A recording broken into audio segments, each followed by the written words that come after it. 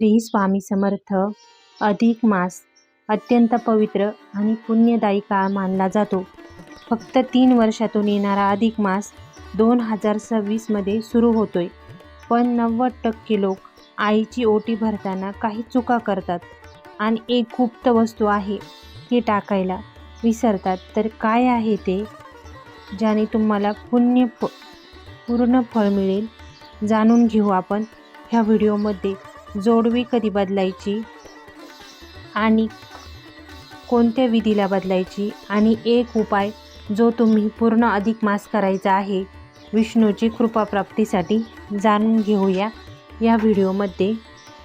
तर अधिक मास येतोय 17 मे रविवार. 17 मेच्या दिवशी अधिक मासाची सुरुवात होत आहे. त्या दिवसापासून मलमास म्हणजेच अधिक मास, पुरुषोत्तम मास हे सुरू होत आहे. या दिवसापासून तुम्ही ही सेवा करायला सुरुवात करायची आहे. तर सेवा कोणती आहे आणि ओटी कशी भरायची हे जाणून घेऊ. सर्वप्रथम आपल्या आईची ओटी भरायची आहे. बघा, आई मुलीची ओटी कायम भरते, पण फक्त अधिक मासच असा आहे ज्यात आपण आपल्या आईची ओटी भरू शकतो. त्यानंतर जर आई नसेल तर आपली ज्येष्ठ बहीण, मोठी बहिणीची ओटी भरली तरीही चालते, ती आई समानच असते. त्यानंतर आपल्या मावशीची ओटी भरली तर चालते. आणि ह्या व्यक्ती नसेल तर तुम्ही मातृतुल्य ज्या व्यक्तीला मानता त्या व्यक्तीची ओटी भरली तरीही चालते. आता ओटीमध्ये कोणतं साहित्य ठेवायचं आहे ते पाहू. तर तुम्हाला एक साडी, खण, नारळ, बांगड्या, कुंकू, हळद, अक्षत, फळ, त्यानंतर गजरा, नेलपेंट, मेहंदी कोन, ह्या सर्व वस्तू ठेवायच्या आहेत. आणि ह्या दिवशी तुम्हाला एक विशेष करायचं आहे आईसाठी. तर ते काय आहे तेही मी सांगते. तर आपण ज्या वेळेला आईची ओटी भरणार आहोत त्या दिवशी तुम्हाला एक मातीचं भांडं घ्यायचं आहे आणि त्या मातीच्या भांड्यामध्ये आपल्या आईचे दुधाने पाय धुवायचे आहेत. असं का करायचं आहे तर तेही सांगते. कारण आपल्या आई आणि आपल्या मनाचा संबंध असतो, आईचा आपल्या चंद्राशी संबंध असतो, आईचा आपल्या सर्व ग्रहांशी संबंध असतो, आणि आईचं आणि मुलाचं नाळ हे एक असतं. त्यामुळे आपण आपल्या आईचे ज्यावेळेस मातीच्या भांड्यामध्ये दुधाने पाय धुतो त्यावेळेला आपल्या अरिष्टांचा नाश होतो. हे तुम्हाला अधिक मासातच करायचं आहे. ज्या वेळेला तुम्ही आईची ओटी भरणार आहात त्याआधी तुम्हाला असं करायचं आहे. त्याच्यासाठी तुम्हाला कोरं मातीचं भांडं घ्यायचं आहे. आईचे पाय स्वच्छ दुधाने धुवायचे आहेत, नंतर पाण्याने धुवायचे आहेत, आणि नंतरच तुम्हाला ओटी भरायची आहे.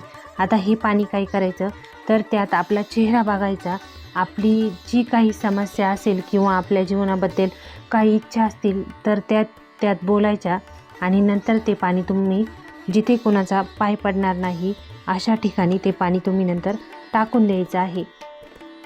आता बऱ्याचशा महिलांना असा प्रश्न असतो की आईची ओटी भरताना कोणत्या दिवशी भरावी.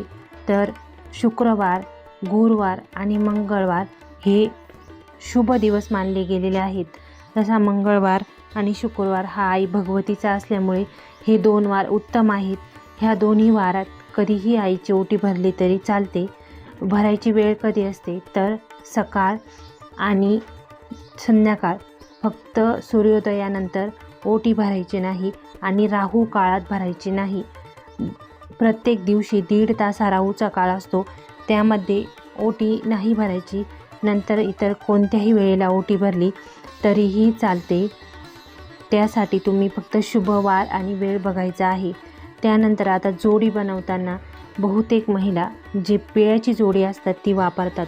तर ती न वापरता जोडवी ही जी सेपरेट असतात तशीच जोडवी बनवायची आहेत. इतर धातूची जोडी, सोन्याची किंवा इतर धातूची जोडवी चालत नाहीत. फक्त चांदीची जोडवी धारण करायची आहेत. त्यासाठी तुम्हाला जी जुनी जोडवी आहेत ती स्वच्छ धुवून देवा विष्णूंचे नामस्मरण करून नंतरच तुम्हाला ती नवीन जोडवी बनवायची आहेत.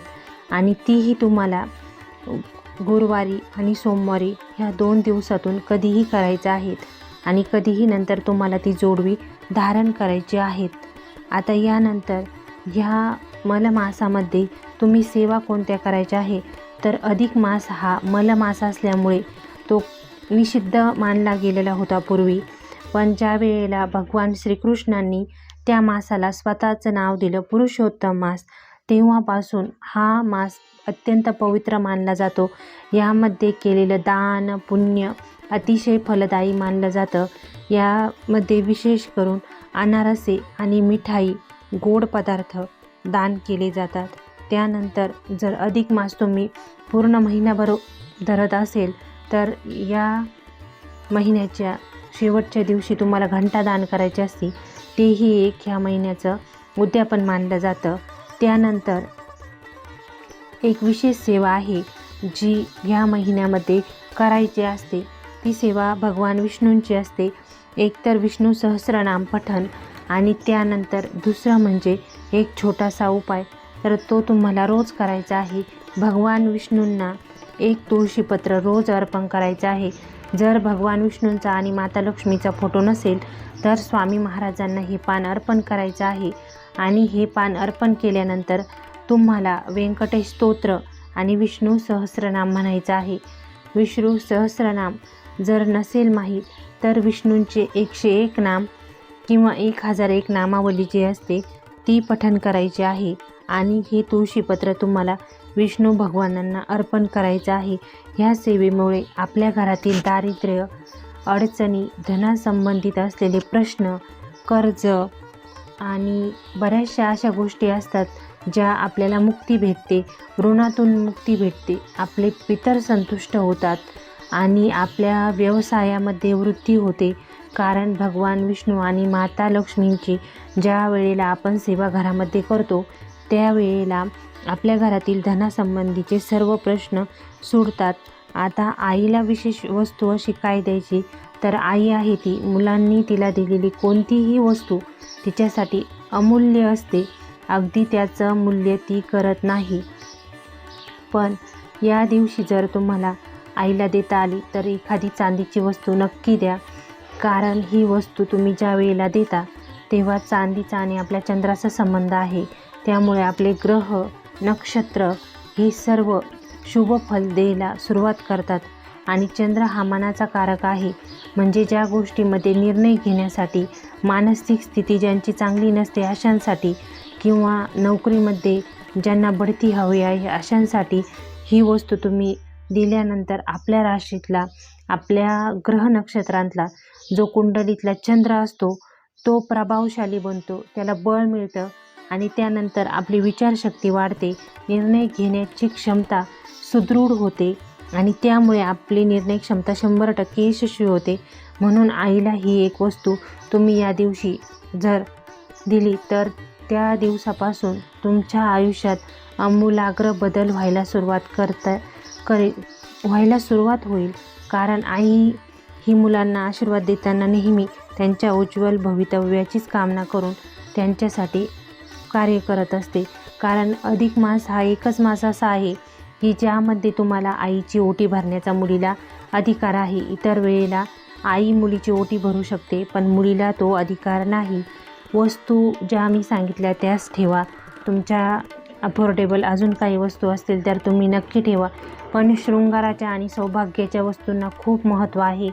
त्या फक्त या दिवशी देण्याचं अगदी महत्त्व आहे की साडी, खण, नारळ, चोळी, बांगडी, आपलं सौभाग्य, हळद, कुंकू, अक्षत, त्यानंतर एक मिठाईचा पदार्थ आणि अनारशांनाही अधिक मासामध्ये खूप महत्त्व आहे. अनारसे ही नक्की दान करा. आणि तुम्हाला आजचा व्हिडिओ कसा वाटला हे कमेंटमध्ये नक्की सांगा. अजूनही काही प्रश्न असतील तर नक्की विचारू शकता. आणि हो, अधिक मासामध्ये आईची ओटी नक्की भरा आणि आपल्या आईचं नाम कमेंटमध्ये नक्की सांगा. तुमचा जर आईवर प्रेम असेल तर कमेंटमध्ये आपल्या आईचं नाव नक्की सांगा. व्हिडिओ बघितला त्याबद्दल धन्यवाद. श्री स्वामी समर्थ.